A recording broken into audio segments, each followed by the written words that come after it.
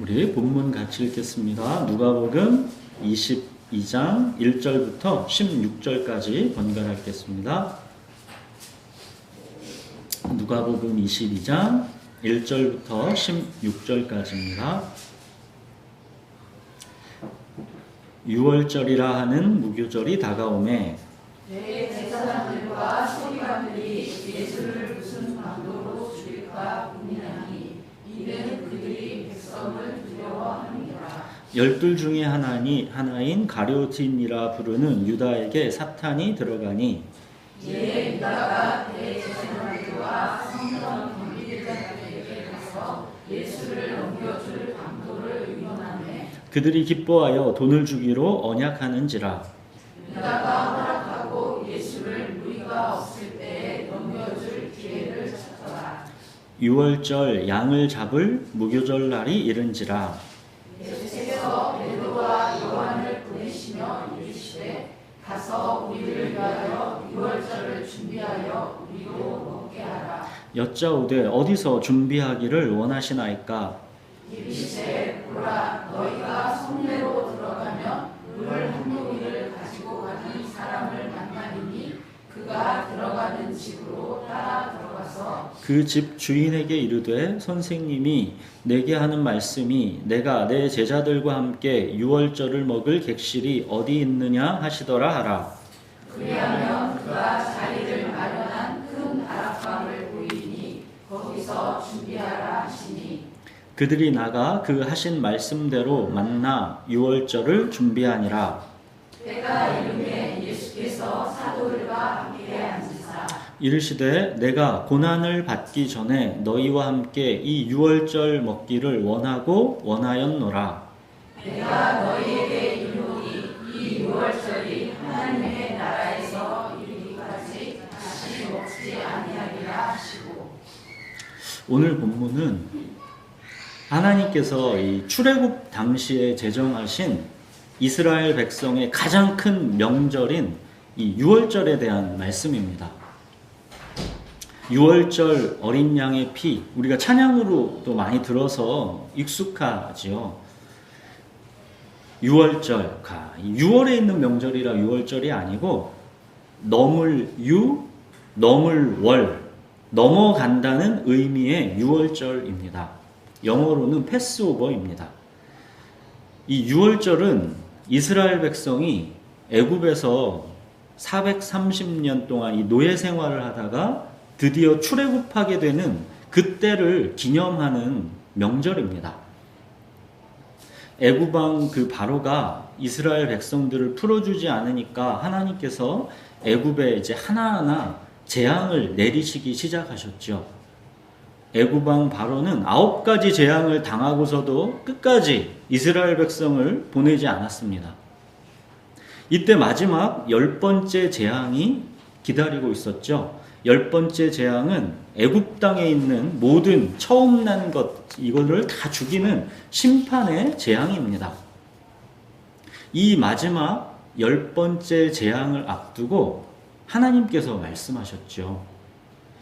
지금 너희가 출애굽하게 될 이 달을 너희 한 해의 첫째 달로 삼아라. 너희는 흠없는 어린 양을 준비해뒀다가 이 첫째 달 14일 해질 무렵에 잡아라. 그런 다음에 그 양의 피를 집 좌우 문설주와 임방에 바르고 그 밤에 그 고기를 불에 구워 먹어라.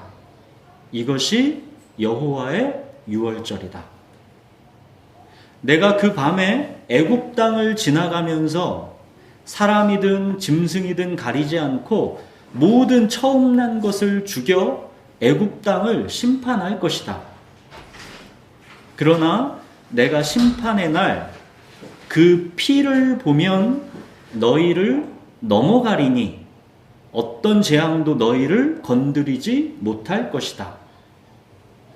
너희는 이 날을 기념하여 여호와의 절기를 삼아 영원한 규례로 대대로 지킬지니라.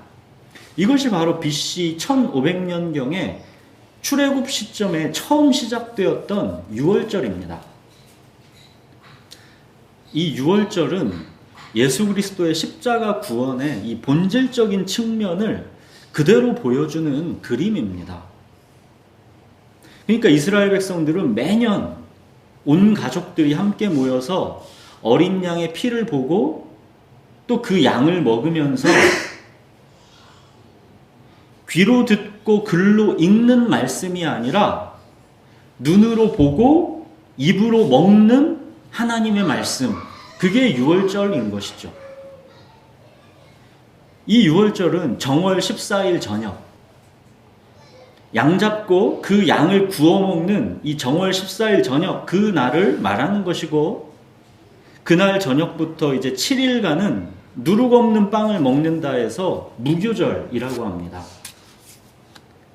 누룩 없는 빵을 먹도록 하신 거는 빵을 발효시켜서 먹을 새도 없이 그만큼 그 긴박하게 출애굽 구원 사건이 일어났다라는 것을 기억하라는 의미입니다. 그리고 또 누룩은 죄를 상징하기도 하죠. 그러니까 죄가 없이 정결하게 지내라 라는 의미도 있는 것이죠. 이제 자, 그렇게 유월절은 정월 14일 저녁 그때이고, 그날 저녁부터 이제 7일간이 무교절입니다.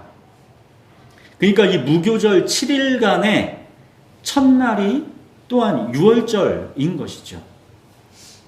이 유월절과 무교절을 합해서 유월절 명절이다 이렇게 통칭해서 부르기도 하고, 또는 무교절 명절이다 해서 이렇게 부르기도 합니다. 자, 이제 유월절이 이제 어떤 날인지를 이제 대략 아셨으니 이제 본문으로 한번 들어가 보겠습니다. 2절 보시면 대제사장들과 이제 서기관들이 예수를 무슨 방도로 죽일까 궁리하고 있습니다. 대제사장들은 말씀드렸죠, 사두개인, 서기관들은 바리새인입니다. 이 둘은 사실 우리나라의 국민의힘과 민주당처럼 서로 이렇게 사이가 안 좋은데, 예수를 죽이는 일에는 이렇게 한마음이 된 것입니다. 그들은 그렇게 이제 한마음이 돼서 예수를 죽일 것을 계획하고 있지만, 이게 자칫 잘못했다가는 이 백성들이 밀란을 일으키게 두려워서 이 유월절 명절에는 피하려고 합니다. 이 유월절 명절에는 다 흩어져 있던 이스라엘 백성이 다 모이는, 사람이 어마어마 모이는 날이니까 이게 잘못하다가는 밀란이 일어날 수도 있기 때문에 피하려고 하는 거죠. 마태복음에는 이 상황을 더 좀 자세히 나오는데, 이 예수를 흉계로 잡아 죽이려고 의논하되 말하기를 밀란이 날까 하노니 명절에는 하지 말자 하더라. 이 마태복음에 정확히 나오죠. 밀란이 날까봐 이 유월절 명절은 피하려고 하는 것입니다.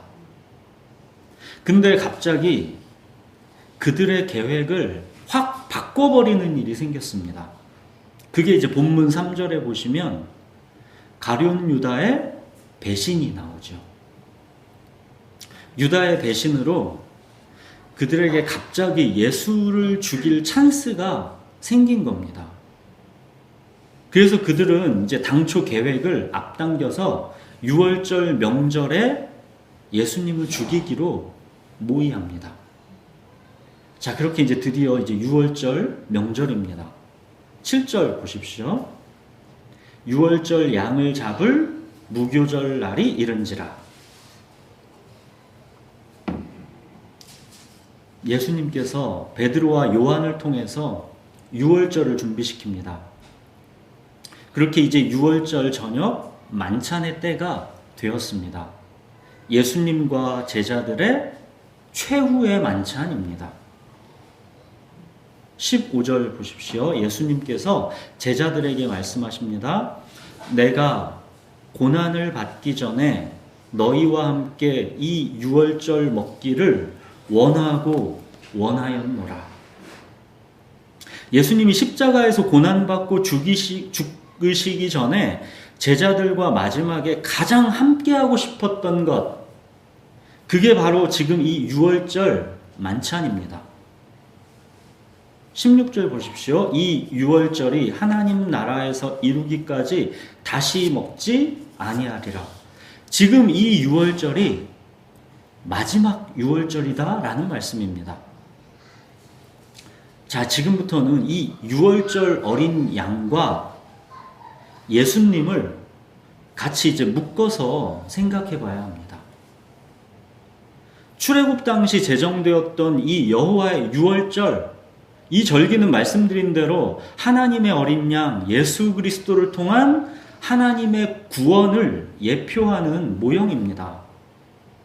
하나님께서 매년 이 백성이 유월절을 지키면서 장차 오실 예수 그리스도를 기다리게 하신 것이죠. 그렇게 기다리던 이제 때가 참에 드디어 하나님이 준비하신 어린 양으로 예수 그리스도가 이 땅에 오신 것입니다. 침례 요한이 예수님을 보고 그랬죠. 보라, 세상 죄를 지고 가는 하나님의 어린 양이로다. 또 예수님도 이미 당신이 오신 목적을 이렇게 말씀하셨죠. 인자가 온 것은 자기 목숨을 많은 사람의 대속물로 주려 함이니라. 예수님은 이 땅에 오신 목적이 분명했습니다. 유월절 어린 양으로 오신 것입니다. 그래서 예수님은 십자가에서 죽으시면서 이렇게 말씀하셨죠. 다 이루었도다. 유월절 어린 양으로 오신 목적을 다 이루셨다라는 뜻입니다.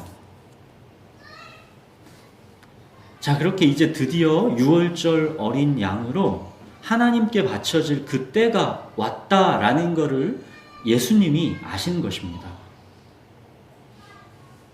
2절 보시면 대제사장들과 서기관들이 예수를 무슨 방도로 죽일까 궁리하니, 그러죠. 또 6절 보시면 유다는 예수를 무리가 없을 때 넘겨줄 기회를 찾더라, 그러죠. 그렇게 그들은 궁리하고 기회를 찾습니다. 여러분, 그러나 이것이 과연 그들의 계획인 것 같고 그들의 모의인 것 같지만 사실은 누구 뜻대로 이 일이 정확하게 이루어지고 있느냐라는 것을 지금 보여주고 있는 것입니다. 예수님은 이미 정확히 유월절 이 날을 위해 이 땅에 오신 것입니다. 유다의 배신도 대제사장들과 서기관들이 유월절 명절을 피하려고 했던 것을 어떻게 됐어요? 유다의 배신 때문에 오히려 정확하게 그날로 이루어지게 하는 결과를 만들어냈을 뿐입니다. 22절 보시면 인자는 이미 작정된 대로 가거니와 그를 파는 그 사람에게는 화가 있으리로다.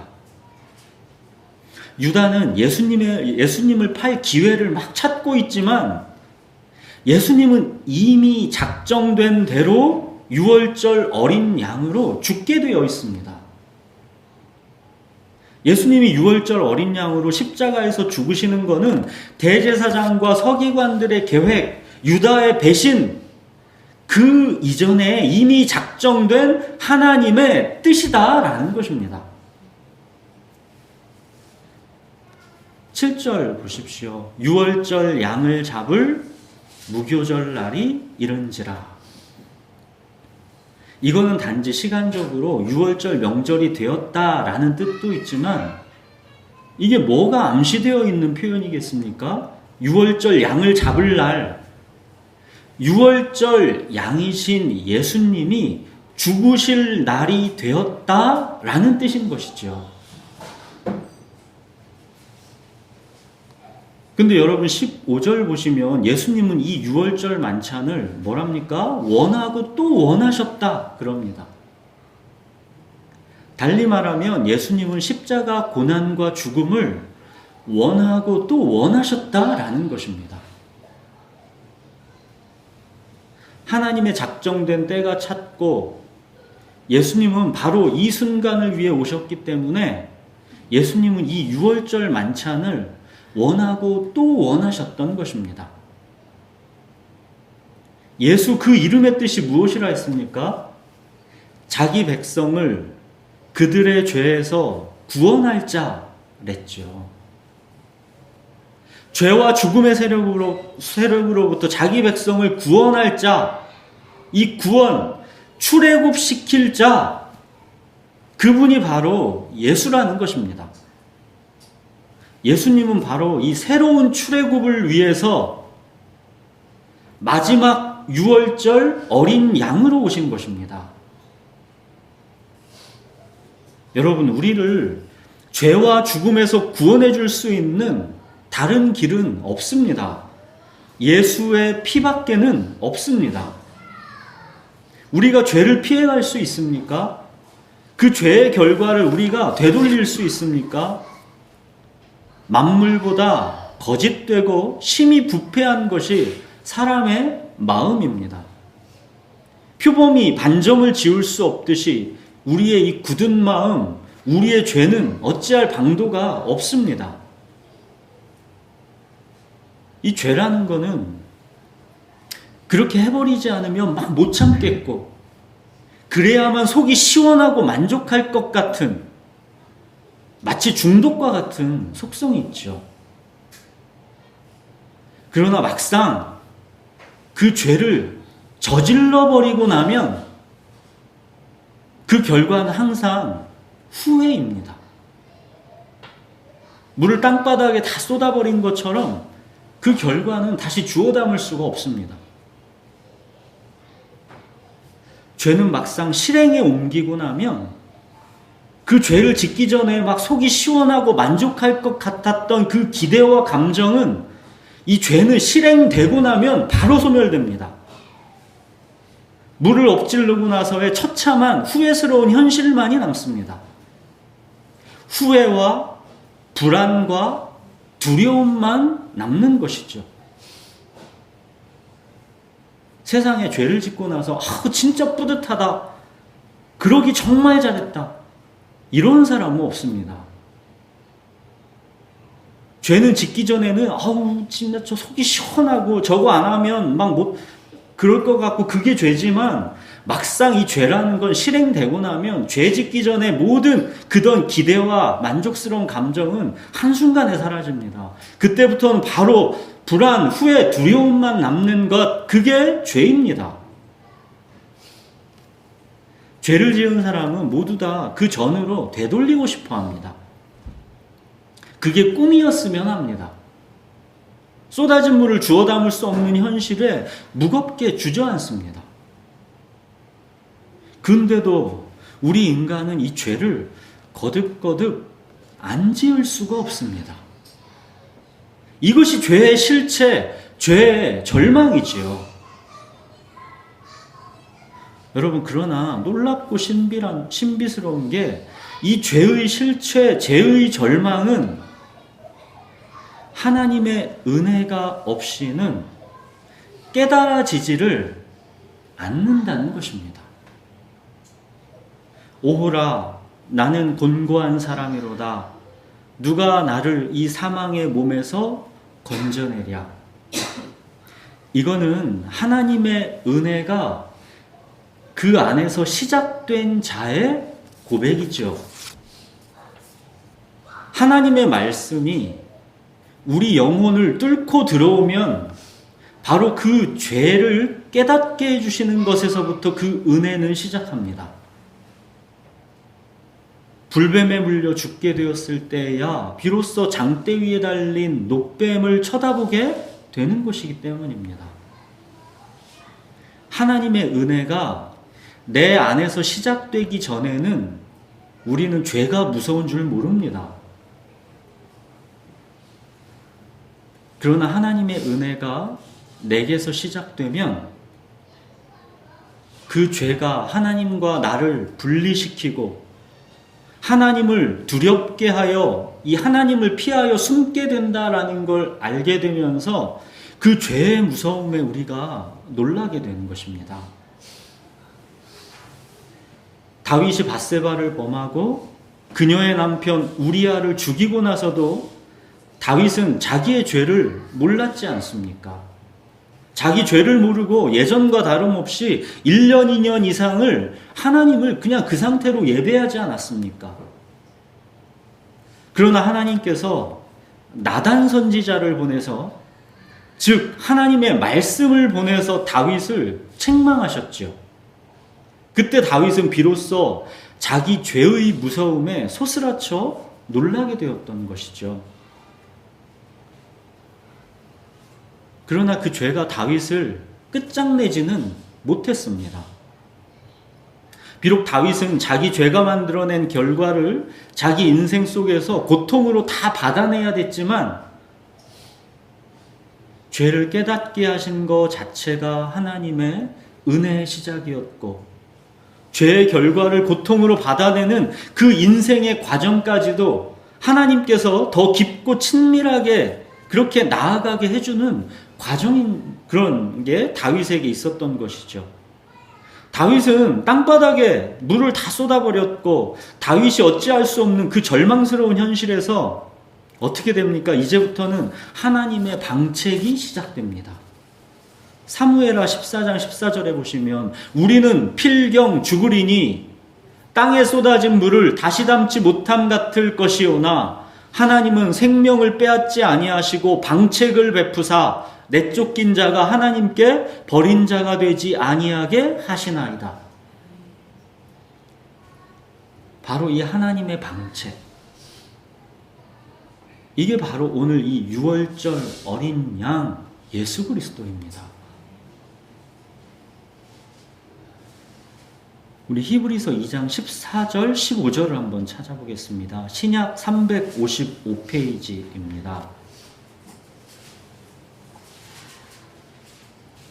355페이지에 히브리서 2장 14절 15절입니다.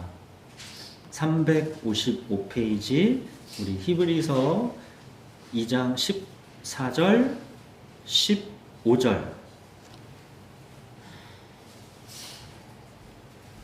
우리 찾으셨으면 이 두 절은 같이 한번 읽어보겠습니다.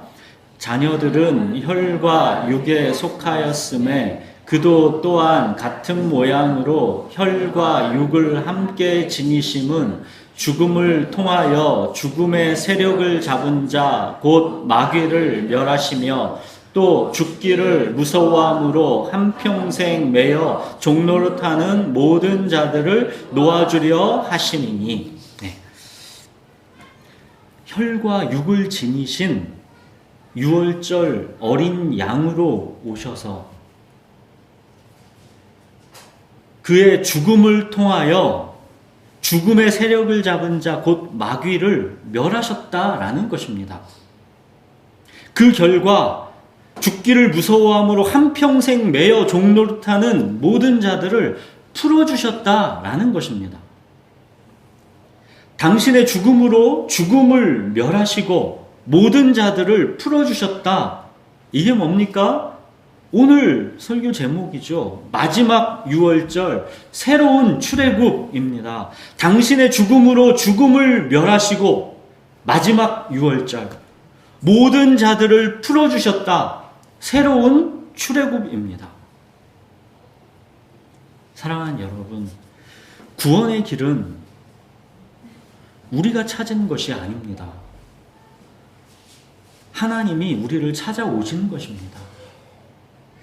하나님의 주권적 은혜가 내게서 시작되어야 죄가 깨달아지는 것이고 그 죄와 죽음에서 나를 구원하신 하나님을 우리가 만나게 되는 것입니다. 바로 이 만남, 이 은혜의 세계로 우리를 이끄시기 위해서 창세전에 택하신 우리에게 죄와 고통의 시간도 허용되었던 것입니다. 내가 내 인생을 내 죄로 망쳤는데 하나님은 다른 곳이 아니라 바로 그곳에서 나를 부르시고 그곳에서 나를 만나 주십니다. 내가 하나님을 찾고 부른 것 같지만 진실은 그렇지가 않지요. 하나님께서 주권적으로 우리를 택하시고 찾고 부르신 것입니다. 그런즉 원하는 자로 말미암음도 아니요 다른 박질하는 자로 말미암음도 아니요 오직 긍휼히 여기시는 하나님으로 말미암음이니라. 참으로 신묘막측하지 않을 수가 없는 것입니다. 하나님이 모든 사람을 순종하지 아니하는 가운데 가두어 두심은 모든 사람에게 긍휼을 베풀게 하려 하심이로다. 깊도다 하나님의 지혜와 지식의 풍성함이여 그의 판단은 헤아리지 못할 것이며 그의 길은 찾지 못할 것이로다. 내가 내 인생을 내 죄로 망쳐온 것 같은데 고통, 고난, 슬픔에 인생이 무겁고 힘들었는데 알고 보니까 결과적으로 그렇게 내가 산산조각이 나서 깨어져 버렸기 때문에 내가 거기서 주님을 만날 수가 있었던 것입니다. 죄가 더한 곳에 바로 이 구원의 은혜가 더하였던 것이죠. 내게 죄가 더하였기 때문에 유월절 어린 양에 내 마음이 끌리게 된 것입니다. 여러분, 예수님은 이렇게 창세전에 택하신 자기 백성을 구원하시려고 유월절 어린 양으로 오셔서 새로운 출애굽을 완성시킨 것입니다. 예수님은 바로 이 유월절 어린 양으로 그렇게 죽는 것이 당신의 삶의 목적이었기 때문에 이 유월절 마지막 만찬을 원하고 또 원하셨다 하시는 겁니다. 이 15절에 나오는 이 원하고 원하였다, 이 원어의 뜻은, 이 헬라어 원어의 뜻은 그냥 적당히 뭔가를 우리가 원하는 그런 정도의 원함을 말하는 게 아니라 이 단어는 어디에 쓰는 거냐면 욕망, 정욕, 열정, 탐심, 이런 강렬한 욕망을 쓸 때 쓰는 단어입니다. 그만큼 예수님이 이 유월절 먹기를 원하고 또 원하셨다라는 것입니다. 여러분은 예수님의 이 말씀이 이해가 되십니까? 이제 우리가 얼마 안 있으면 겟셋마나 기도에서 보게 되겠지만 예수님은 이 쓴 잔을 제발 피할 수 있게 해달라고 하나님께 간절하게 기도하지요. 핏방울이 땀방울이 되도록 그렇게 기도했다고 하지요. 제발 이 잔을 내게서 피하게 해달라고, 하나님께 그렇게 이 잔 피하게 해달라고 간절하게 기도하셨습니다. 그런데도 불구하고 예수님은 이 고난과 죽음을 원하고 또 원하셨다라는 겁니다. 강렬한 욕망으로 원하셨다라는 겁니다. 여러분, 어떻게 고난과 죽음을 제발 피하게 해달라고 하면서 동시에 또 원하고 또 원할 수 있습니까? 이것이 예수님께서 그토록 사랑하셨던 아버지 하나님의 뜻, 하나님의 명령이기 때문입니다.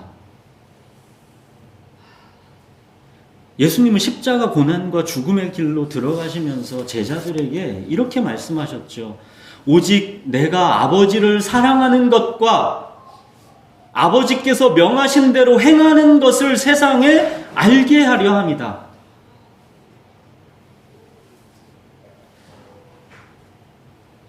십자가 오직 이 길만이 우리를 구원할 수 있는 유일한 길이기 때문에 하나님은 아들이신 예수님을 이 땅에 보내신 것이고, 아들이신 예수님은 아버지 하나님을 사랑하셨기 때문에 그 명령에 원하고 또 원하는 마음으로 순종하신 것입니다.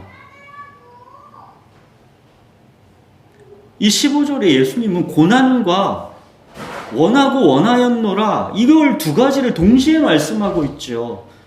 고난과 이 강렬한 열정이 하나님께, 예수님께는 하나인 것입니다. 패션 오브 크라이스트, 이 영화 제목 말씀드린 적 있죠. 패션 오브 크라이스트, 예수님의 순환이죠, 번역하면. 그러나 이 패션이라는 뜻은 순환이라는 뜻과 함께 열정이라는 뜻도 함께 있는 단어지요. 오늘날 우리는 사실 이 패션이라는 단어를 열정이라는 의미로 훨씬 더 많이 사용합니다. 근데 이 패션이라는 단어의 본래 깊은 의미는 순환입니다. 하나님의 뜻 안에서 고난과 열정은 함께 갑니다. 내가 하나님의 뜻을 얼만큼 원하는가 하는 그 열정의 깊이에 따라서 내가 고난을 감당하는 깊이가 달라지는 것입니다. 예수님은 정말로 아버지 하나님의 뜻에 순종하기를 원하고 또 원하셨기 때문에 그 십자가 고난과 죽음까지도 다 감당하신 것입니다. 예수님은 그만큼 아버지 하나님을 사랑하셨던 것이고, 그래서 그 아버지의 뜻에 죽기까지 순종하신 것입니다. 여러분, 우리가 삶에서 죄를 이겨내는 것도 마찬가지입니다. 우리의 의지로 죄를 이겨낼 수 있는 것이 아니라 주님을 사랑하기 때문에 그 뜻에 순종하기를 원하고 또 원하기 때문에 그 열정이 죄의 유혹을 이겨내는 고난을 감당하는 것입니다. 시편 40편에서 다윗도 이렇게 고백하지요. 나의 하나님이여, 내가 주의 뜻 행하기를 즐기오니 주의 법이 나의 심중에 있나이다. 주의 말씀이 내 마음에 있기에 내가 주님을 깊이 사랑하기 때문에 나는 주님의 뜻에 순종해서 행하기를 원하고 또 원한다 라는 뜻입니다. 여러분, 죄를 이겨내고 주님의 말씀에 순종하는 것은 내 의지에 달려있는 게 아니라 내가 하나님을 얼만큼 사랑하는가에 달려있는 것입니다. 여러분, 이거 사람 사이에서도 이거는 마찬가지죠. 입술로는 그 사람 사랑한다고 하면서도 그 사람이 싫어하는 행동을 멈추지 않고 해버리는 거는 내 의지가 부족한 게 아니라 내 사랑이 부족한 것입니다. 그 사람을 기쁘게 하고 싶은 이 원하고 또 원하는 그 마음이 부족한 것입니다.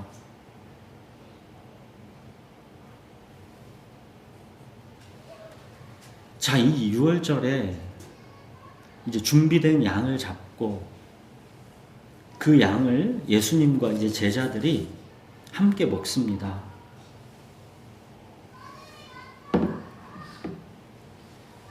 자, 그 양이 결국 누구라는 겁니까? 그 양이 예수님 당신이다라는 것을 이 6월절 만찬은 그림으로 보여주고 있는 것입니다. 지금 6월절 저녁에 양을 잡았고 그 양을 이 6월절 만찬에 먹습니다. 그리고 예수님은 6월절 이날 밤에 잡히시고 그 다음날 오후 3시에 예수님은 십자가에서 죽으십니다. 자, 여러분, 유대인의 하루 개념은 우리 하루 개념이랑 좀 다릅니다. 그들은 하루가 저녁에 시작해서 다음날 해지기 전까지가 그들의 하루입니다. 그래서 그들의 안식일도 보면 금요일 저녁부터 토요일 이 해지기 전까지가 안식일입니다. 그래서 토요일 해지고 나면 안식일이 끝난 것이기 때문에 가게 문을 열고 이제 장사를 하는 것이죠. 그러니까 그들은 전날 저녁부터 해지기 전까지가 하루입니다. 자, 그러니까 이 6월절 만찬을 먹는 이 밤, 예수님이 십자가에 죽으시는 오후 3시, 사실상 이게 6월절 하루 안에 일어난 일이라는 겁니다. 여호와의 6월절이 최종 성취된 것입니다.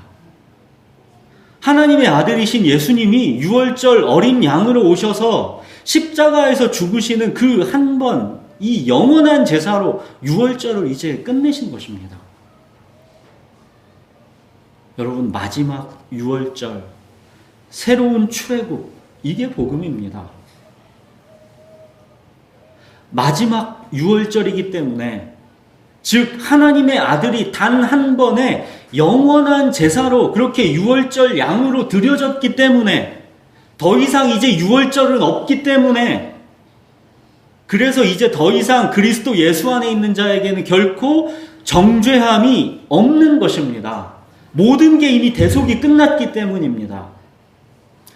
새로운 출애굽, 죄와 죽음에서의 해방이기 때문에 이제 그리스도 예수 안에 있는 자에게는 하나님의 사랑에서 그 무엇도 끊을 수가 없는 것입니다. 여러분, 사실 어린 양의 피를 바르고 그 양을 구워 먹는다. 여호와의 유월절, 이게 얼마나 어리석고 미련해 보입니까? 예수 그리스도의 십자가, 오직 이 십자가 보혈만이 우리를 구원한다? 이게 사실 얼마나 어리석고 미련해 보입니까?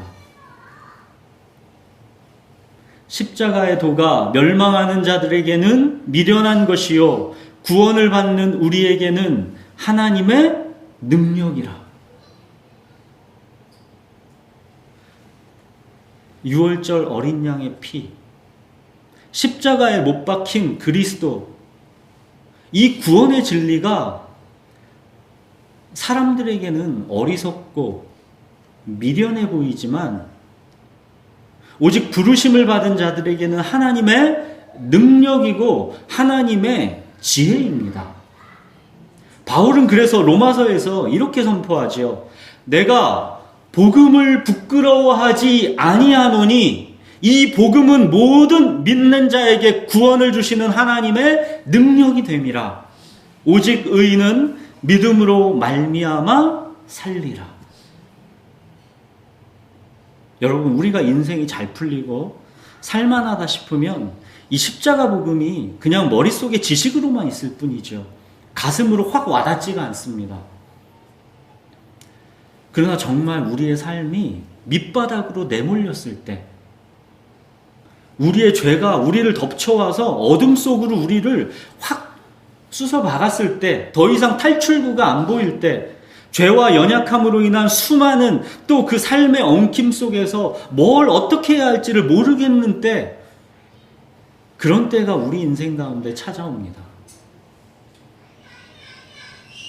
또 우리가 교회를 다니지만 말씀의 지식은 막 쌓여가는데, 산을 옮길 만한 믿음도 막 있는 것 같은데,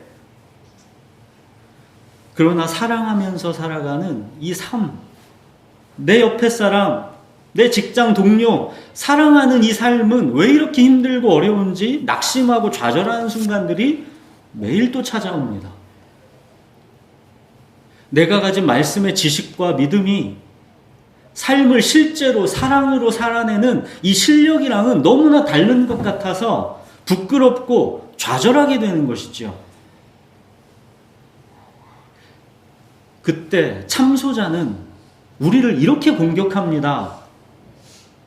하나님이 이런 네 모습을 사랑하실까? 하나님은 너를 기뻐하시지 않아. 하나님은 너에게 별로 관심이 없어. 우리는 이 참소에 휘청휘청하죠. 여러분, 이런 때, 우리의 밑바닥에 있을 때는 이 어느 찬송시의 가사가 있습니다. 나 무서운 참소자 만나면 내 할 말 이것, 주님이 나 위해 죽으셨다. 바로 주님이 나 위해 죽으셨다. 오직 이 십자가 복음만이 우리를 살리는 능력이 됩니다. 우리 삶의 밑바닥에서 우리를 건져 올릴 수 있는 것은 주님이 나 위해 죽으셨다. 이 십자가 복음밖에는 없습니다. 여러분, 그렇기 때문에 예수님이 이 유월절 만찬을 원하고 또 원하신 것입니다. 이 길밖에 없기 때문에. 우리의 죄와 약함을 예수님이 아시기 때문입니다. 우리는 죄를 짓는 능력은 있어도 이 죄를 수습할 능력이 없는 것을 예수님은 아시는 겁니다. 우리의 체질을 아시고 우리가 단지 먼지뿐임을 예수님은 아시기 때문입니다. 히브리서에서는 예수님이 우리의 연약함을 체휼하셨다 그러죠. 체휼하셨고 모든 일에 우리처럼 시험과 유혹을 받으셨다 말씀하지요. 예수님이 이 땅에서 인생 33년을 살아가시면서 그 수고와 고단함이 어떠셨겠습니까? 예수님이 우리의 삶이 어렵고 복잡하다는 것을 왜 모르시겠습니까? 여러분, 그래서 예수님이 이 유월절 만찬을 원하고 또 원하신 것입니다. 이 길밖에 없기 때문에. 사랑하는 여러분, 주님이 나 위에 죽으셨다. 그리고 다시 살아나셨다. 이게 복음입니다. 마지막 유월절, 새로운 출애굽, 이게 복음입니다. 복음을 부끄러워하지 마십시오. 오직 이 복음만이 모든 믿는 자에게 구원을 주시는 하나님의 능력입니다. 다시 복음 앞에 서십시오. 우리 기도하겠습니다.